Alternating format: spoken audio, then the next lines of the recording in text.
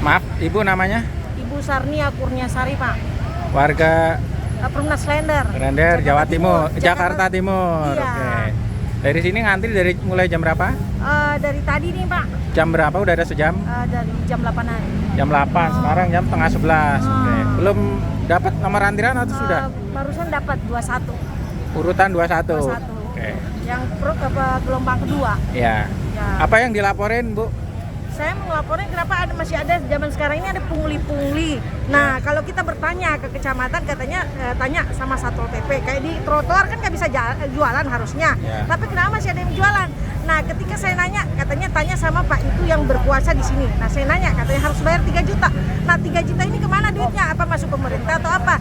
Nah, saya tanya ke kecamatan suruh nanya ke Satpol PP. Satpol PP saya nanya, kata dia, itu oknum bukan kita. Nah, kalau bukan Bapak, kenapa masih ada yang jualan? Kan Satpol PP harus membersihkan dong. Nah, Satpol PP-nya bilang, tapi kalau dibersihkan hari ini besok ada lagi, Bu. Tapi kita nggak ambil sepeser pun dari para penjual itu nggak tahu oknum. Itu kapan kejadian, Bu?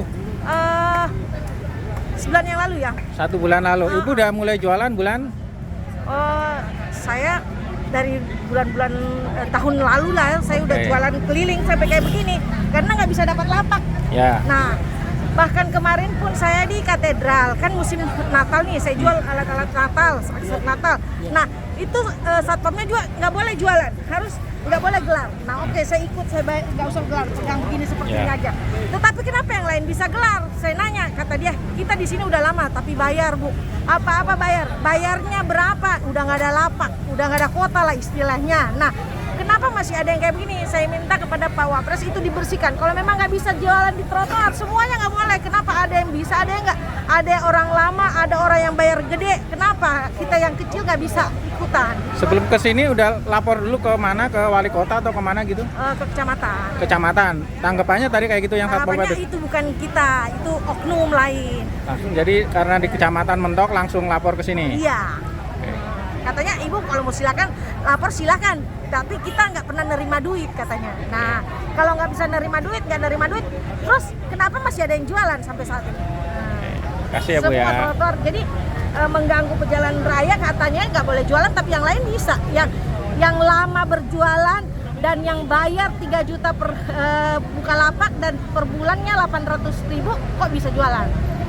Jadi Ibu Saya nggak tahu Satpol PP, yang saya jelas kenapa ketika saya lapor bilang gini Satpol PP mengatakan itu bukan kita.